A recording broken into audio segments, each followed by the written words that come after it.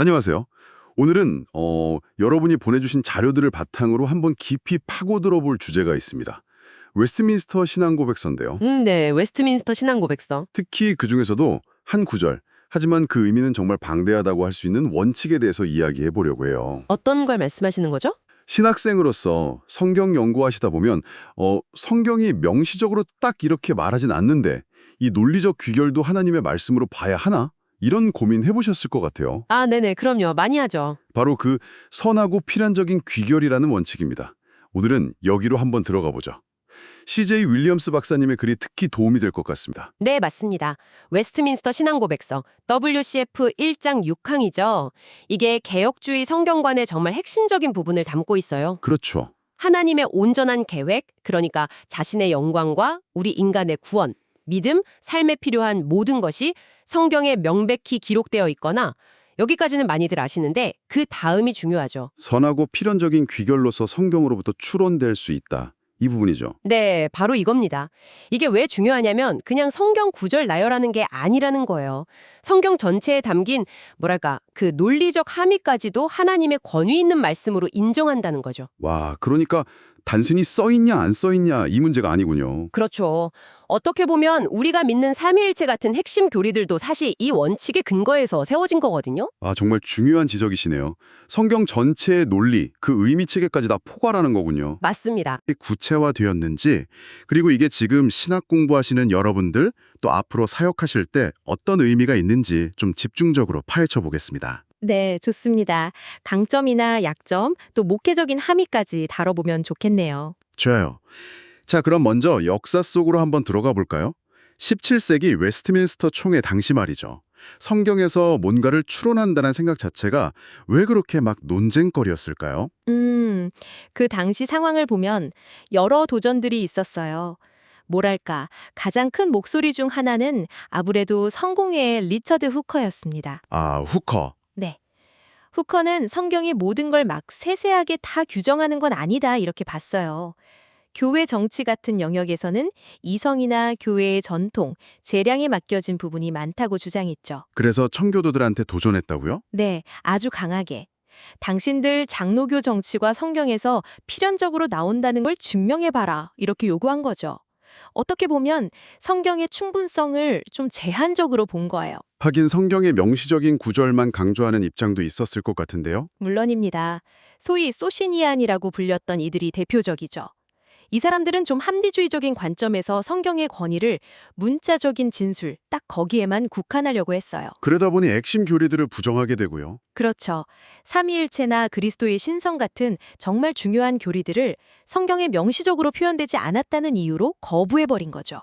그리고 또 제세례파. 아, 유아세례 문제. 네, 유아세례에 대한 명시적인 근거가 성경에 없다는 점을 들어서 아주 강하게 반대했습니다. 스코틀랜드 신학자 로버트 베일리가 지적한 것처럼 그들은 성경의 명백한 논리적 귀결조차 받아들이려 하지 않았어요. 복잡했네요. 네.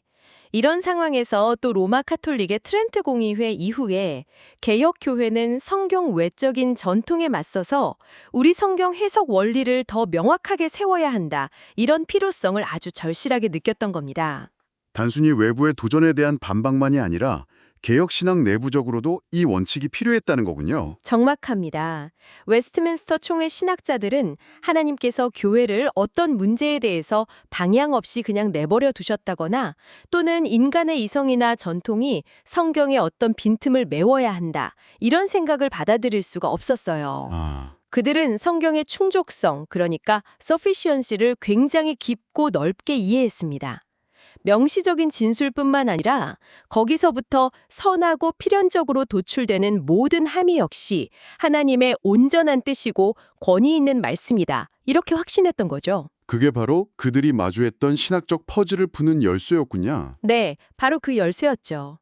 이 퍼즐을 푸는데 정말 결정적인 역할을 한 인물이 있었다고요? 그게 바로 조지 길레스피였죠. 아, 네. 조지 길레스피, 스코틀랜드 대표단 중에 아주 중요한 인물입니다. 네. 이분이 잡다한 질문에 관한 논고라는 책에서 이 선하고 필연적인 귀결, 원칙을 아주 체계적으로 변증하고 설명했어요. 그 책 제목부터가 흥미로운데요? 그쵸. 특히 20장 제목 자체가 그냥 주장을 담고 있어요. 성경 말씀에서 나온 필연적 귀결은 만약 이론적인 것이라면 우리가 믿어야 할 확실한 신적 진리이고, 만약 실천적인 것이라면 우리가 유스 디비눔, 즉 신적 권리에 따라 행해야 할 필연적 의무임을 충분하고 강력하게 증명한다. 이렇게요. 와, 강력하네요. 길레스피는 이 원칙이 그냥 만들어낸 게 아니라 성경 자체에서 이미 사용된 방법이라는 걸 보여주려고 했다면서요? 맞아요. 그게 아주 중요한 논증인데요. 예를 들어서 예수님께서 사두개인들이랑 부활 논쟁하실 때 있잖아요. 마태복음 22장. 네네, 있죠. 그때 예수님이 출애굽기 3장 6절 나는 아브라함의 하나님, 이삭의 하나님, 야곱의 하나님이다. 이 말씀을 인용하세요. 근데 이 말씀은 족장들이 죽은 지 한참 뒤에 하신 말씀이거든요. 그렇죠. 예수님은 여기서 하나님은 죽은 자의 하나님이 아니요 살아있는 자의 하나님이시다라는 결론을 필연적 귀결로 이끌어내시면서 부활을 증명하신 거예요. 아, 명시적으로 부활이 있다고 써있진 않지만 그 말씀 안에 이미 부활의 진리가 함의되어 있다는 거군요. 바로 그거죠. 말씀 속에 담긴 필연적 함의를 통해서 진리를 논증하신 겁니다. 그럼 길레스피가 이 원칙을 설명하면서 특별히 좀 강조하거나 주의를 준 점들이 있을까요? 이게 자칫 잘못 쓰이면 좀 위험할 수도 있을 것 같은데요. 아, 정말 중요한 지적입니다. 길레스피도 그 점을 잘 알고 있었어요. 그래서 몇 가지를 분명히 했습니다. 첫째, 여기서 말하는 귀결은 그냥 그럴듯한 추측, 가능성 이런 게 아니라는 거예요. 아, 아니고? 네, 객관적으로 필연적이어야 한다는 겁니다. 마치 수학 공식처럼요. 주어진 성경적 전제들로부터 반드시 도출되어야 하는 결론이어야 해요. 객관적으로 필연적이다. 둘째는 근데 모든 사람이 이 귀결에 동의하지 않을 수도 있다는 점을 인정했어요. 아리우스파나 소시니안 같은 이단들이 동의 안 한다고 해서 그게 진리가 아니라는 거죠. 그렇죠. 셋째, 권위의 최종 근거는 우리 인간의 이성이 아니라 오직 성경 자체다. 이걸 아주 강조했습니다. 이성은 도구일 뿐이라는 거죠. 성령의 도우심 아래서 진리를 발견하는 도구? 그래서 네 번째가 중요하겠네요. 맞습니다. 그래서 넷째로 타락한 인간의 그냥 이성만으로는 안 되고 성령으로 거듭나고 조명받은 이성. 이걸 길레스피는 갱신된 이성, rectified reason이라고 불렀는데 이게 필요하다고 역설했어요. 영적인 것은 영적으로 분별해야 한다는 거죠. 갱신된 이성. 흥미롭네요. 하나님께서 그 귀결들까지도 다 의도하셨다는 점도 좀 놀라운데요. 네, 이게 또 중요한 포인트입니다.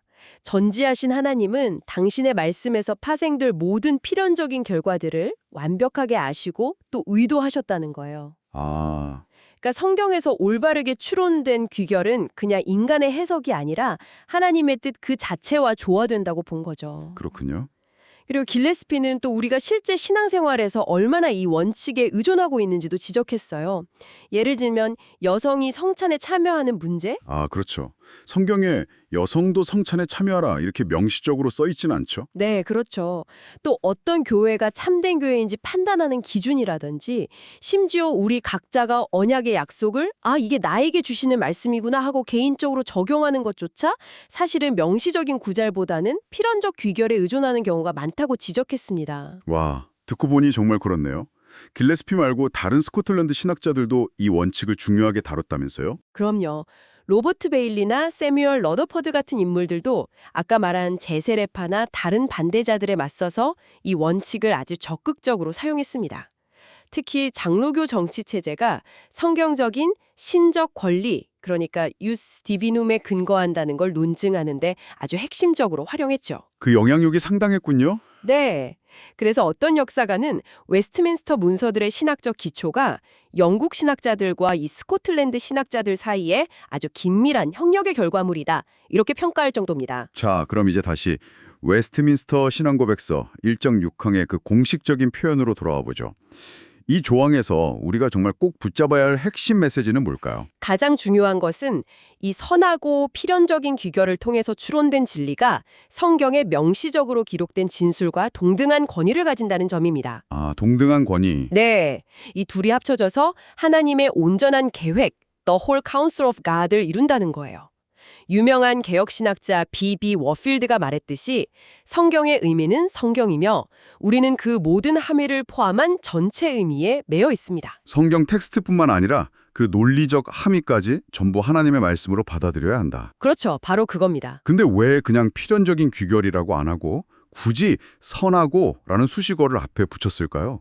필연적이면 된 거 아닌가요? 아주 예리하신데요. 그 선하다는 조건이 굉장히 중요합니다. 이게 뭘 의미하냐면 그 귀결이 성경의 다른 부분과 조화를 이루어야 한다는 거예요. 아, 조화. 네, 즉 성경 전체의 가르침과 일치해야 한다는 거죠.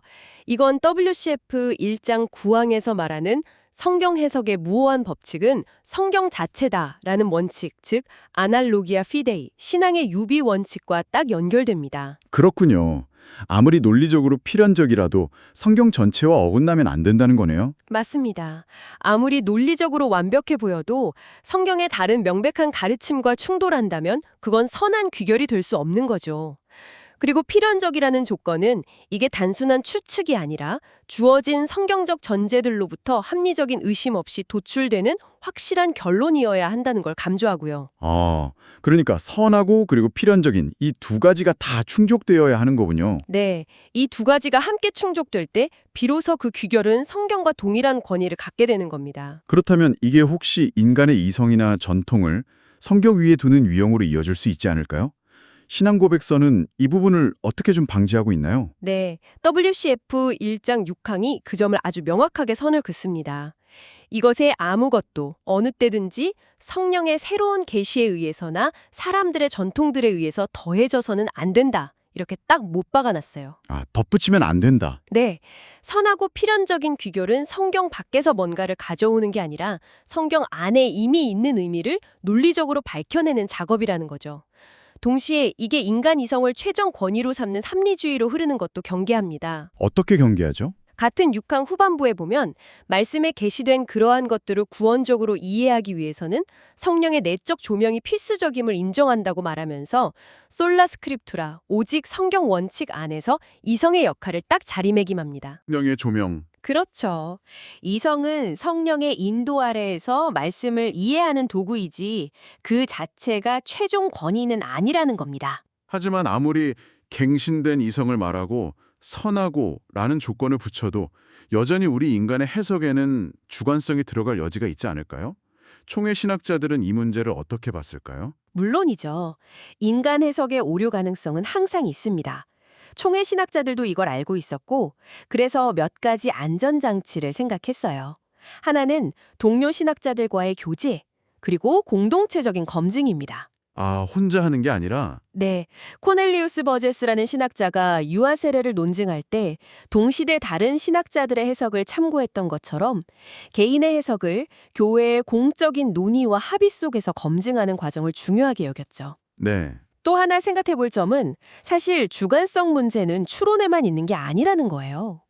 명시적인 성경 본문을 해석할 때도 어떤 단어를 어떻게 이해하고 문맥을 어떻게 파악하느냐에 따라서 주관적인 판단이 들어갈 수밖에 없거든요. 하긴 그러네요. 네.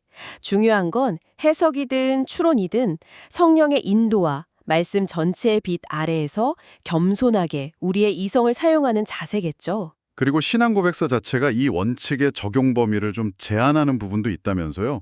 모든 걸 다 추론해야 하는 건 아니라는 거죠. 네, 맞습니다. 이것도 중요한데요. 첫째, 예배 형식이나 교회 운영과 관련된 모든 세부 사항들.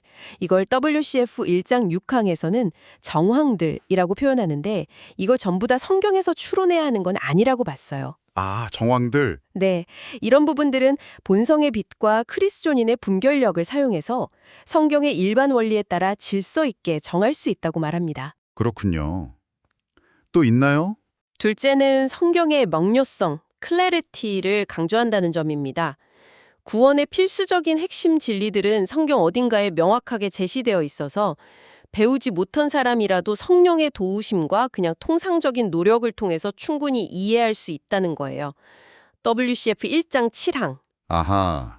그러니까 이 선하고 필연적인 귀결 원칙이 성경을 무슨 소수의 전문가만 해독할 수 있는 비밀 문서처럼 만들어서는 안 된다는 거죠. 결국에는 논리적인 추론만으로는 충분하지 않고 성령의 역할이 정말 결정적이군요. 바로 그겁니다. WCF 1장 5항이 그걸 강조하죠. 우리가 성경의 진리와 권위를 온전히 확신하게 되는 최종적인 근거는 논리적 추론의 완벽함이 아니라 우리 마음속에서 말씀과 함께 그리고 말씀으로 증거하시는 성령의 내적 사역, 이걸 어려운 말로 테스티모니움 스피리투스 상티 인테르눔이라고 하죠. 성령의 내적 증거. 성령의 내적 증거. 네, 이게 최종적인 확신의 근거라는 겁니다. 이성은 믿음을 섬기는 귀한 도구이지만 믿음의 근거 자체는 될 수 없어요. 때로는 건전한 추론이 우리를 삼위일체처럼 인간 이성으로는 도저히 다 파악할 수 없는 신비로 인도할 때 우리는 이성의 한계를 인정하고 믿음으로 그 진리를 받아들여야 합니다. 그리고 성경 의미의 단일성도 강조했고요. 네, 맞아요. 성경의 의미는 여럿이 아니라 하나다. WCF 1장 9항. 추론이라는 게 막 숨겨진 여러 의미를 찾아내는 게 아니라 본문의 그 단일한 의미로부터 파생되는 진리를 밝히는 과정이라는 거죠. 자, 그럼 이제 이론적인 논의를 좀 넘어서 실제 웨스트민스터 총회 현장에서는 이 원칙이 어떻게 사용되었는지 궁금해지는데요. 구체적인 사례 같은 게 있을까요? 네, 총회 회의록을 보면 아주 흥미로운 사례들이 남아 있습니다. 예를 들어서 1646년 5월 회의 기록을 보면요. 총회는 먼저 이 필연적 귀결이라는 방법 자체가 성경적이냐, 이걸 먼저 논증해요. 방법 자체를요? 네, 아까 길레스피 예처럼 예수님이나 사도들이 성경을 인용해서 논증할 때 바로 이 방법을 사용했다는 점을 근거로 삼은 거죠. 또 고약의 제단 건축이나 신약의 주일 성수 같은 성경적 사례들, 라틴어로는 엑셈플라라고 하는데 이런 사례들을 분석하면서 명시적인 명령이 없더라도 그 사례들이 지속적인 구속력을 갖는 하나님의 뜻, 즉 유스 디비눔을 보여준다고 결론 내리기도 했습니다. 사례 연구를 통해서도 원칙을 적용했군요. 역시 가장 치열하게 적용된 부분은 교회 정치 논쟁이었을 것 같은데요. 네, 같습니다. 장로교 정치 체제가 이게 그냥 인간적인 합의, 유스 후마눔이냐 아니면 성경에 근거한 신적인 제도, 유스 디비눔이냐, 이 논쟁에서 이 원칙이 정말 결정적인 역할을 했습니다. 어떻게 결론 내렸나요? 총회는 다양한 성경 본문들 그리고 사도시대 교회의 실천 사례들을 근거로 해서 장로교 정치가 바로 이 선하고 필연적인 귀결을 통해 도출되는 신적 권위에 따른 제도다. 이렇게 결론 내렸어요. 그리고 그걸 장로의 교회 정치 형태라는 문서에 담았죠. 와, 정말 중요한 원칙이었네요. 자, 이제 이 모든 논의를 신학생인 여러분의 상황에 맞춰서 한번 정리해 볼 시간이 된 것 같습니다. 이 선하고 필연적인 귀결 원칙, 어떤 강점들이 있을까요? 네, 한 3가지 정도로 핵심 강점을 요약해 볼 수 있을 것 같아요. 첫째는 성경적 충실성입니다. 예수님과 사도들이 사용했던 성경 해석 방식을 따르는 거니까요. 성경 자체에 아주 깊이 뿌리내릴 원칙이라는 거죠. 네, 성경적 충실성. 둘째는 신학적 일관성을 가능하게 한다는 점입니다. 삼위일체나 유아 세례처럼 성경에 딱 한 구절로 명시되지 않은 중요한 교리들을 성경 전체의 증거로부터 논리적으로 도출하고 또 체계적으로 연결할 수 있게 해줘요. 성경의 충족성을 견고히 지키면서도 문자주의의 한계를 넘어설 수 있게 하는 거죠. 체계적인 신학을 세우는데 필수적이군요. 그렇죠. 그리고 셋째는 실천적 적용성입니다. 낙태 문제나 여러 생명 윤리 문제처럼 성경 시대에는 없었던 현대의 복잡한 문제들에 대해서도 성경적 원리로부터 일관된 입장을 도출할 수 있는 틀을 제공해요. 예를 들면요? 예를 들면 살인하지 말라는 계명과 태아는 인간 생명이다라는 성경적 전제로부터 그렇다면 태아를 살해하는 낙태는 죄다라는 필연적 귀결을 이끌어내는 식이죠. 알겠습니다. 그럼 반대로 이 원칙을 사용할 때 좀 주의해야 할 약점이나 위험성 같은 건 없을까요? 네, 이것도 한 3가지 정도 생각해 볼 수 있겠습니다. 첫째는 역시 오용 및 주관성의 위험이에요. 이게 필연적 귀결이 아니라 그냥 자신의 생각이나 편견을 성경에 투영한 그럴듯한 귀결을 주장할 유혹이 항상 있거든요. 그럴 수 있겠네요. 네, 그래서 신중함, 겸손함, 그리고 아까 말한 공동체적인 점검이 정말 필수적입니다. 둘째는 복잡성입니다. 아무래도 명시적 진술보다는 좀 간접적으로 보일 수 있고 논쟁 과정이 복잡해지면 자칫 성경이 일반 신자들에게서 좀 멀어지는 것처럼 느껴질 위험도 있어요. 그렇죠. 좀 어렵게 느껴질 수도 있겠네요. 네. 물론 신앙 고백서는 구원에 필요한 진리는 명료하다고 강조하지만 WCF 1.7항 신학적인 토론에서는 주의가 필요하죠. 셋째는 요구되는 분별력입니다. 이 원칙을 올바르게 사용하려면 논리적인 사고 능력뿐만 아니라 깊은 성경 이해와 신학적 통찰력, 그리고 무엇보다 성령의 조명하심을 의지하는 영적 분별력이 필요합니다. 그렇군요. 자, 그럼 마지막으로 이 원칙이 여러분의 미래 목회 현장에는 어떤 의미를 가질까요? 목회적인 함의를 좀 짚어주시죠. 네, 이것도 세 가지로 정리해 보겠습니다. 첫째, 온전한 계획의 선포입니다. 단순히 성경 구절 몇 개 인용하는 설교, 프로프 텍스팅을 넘어서서 성경 전체의 맥락과 논리 속에서 교리들이 어떻게 서로 연결되고 또 우리 삶에 구체적으로 어떻게 적용되는지를 더 풍성하게 설교하고 가르칠 수 있게 합니다. 하나님의 온전한 계획을 더 깊이 있게 전달하는 거죠. 아, 설교가 더 깊어지겠네요. 그렇죠. 둘째는 개인적 확신의 적용을 돕는다는 점입니다. 길레스피가 지적했던 것처럼 성경의 일반적인 약속들이 어떻게 나 자신에게 주시는 하나님의 음성이 되는지를 설명하고 확신시켜 줄 수 있어요. 이 복음의 약속은 바로 당신을 위한 것입니다. 라고 선포할 수 있는 신학적인 근거를 제공하는 거죠. 와, 성도들에게 큰 위로와 힘이 되겠네요. 네. 그리고 셋째는 변증과 윤리적 지침 제공입니다. 성경에 직접 언급되지 않은 현대사회의 수많은 윤리적 딜레마 앞에서 성경적 원칙에 기반해서 분명하고 일관된 목소리를 낼 수 있는 신학적 도구를 제공합니다. 세상 속에서 교회가 빛과 소금의 역할을 감당하도록 돕는 거죠. 네, 감사합니다. 오늘 우리는 웨스트민스터 신앙 고백서 1장 6항의 선하고 필연적인 귀결 원칙이 단순한 해석 규칙을 넘어서 성경의 건의와 충족성에 대한 아주 깊은 이해를 담고 있다는 것을 확인했습니다. 네, 없다는 것. 이게 정말 핵심이었죠. 그렇습니다. 사실 이 원칙 없이는 성경으로부터 어떤 체계적인 교리도 세우기가 거의 불가능해요. 워필드가 지적했듯이 이 원칙을 부정하는 것은 기독교의 핵심 교리들마저 위태롭게 만드는 겁니다. 삼위일체 교리 자체가 그 예라고 하셨죠. 네, 삼위일체 교리 자체가 여러 성경 구절들로부터 선하고 필연적인 귀결로 도출된 대표적인 예니까요. 이 원칙은 정말 개혁신학의 뼈대를 이루는 기둥과 같다고 할 수 있습니다. 이 원칙이 이토록 근본적이면서도 때로는 우리가 그 중요성을 좀 놓치기 쉽다는 점을 생각해 보게 되네요. 오늘 나누는 이야기들을 마무리하면서 여러분께 이런 질문을 한번 던져보고 싶습니다. 네.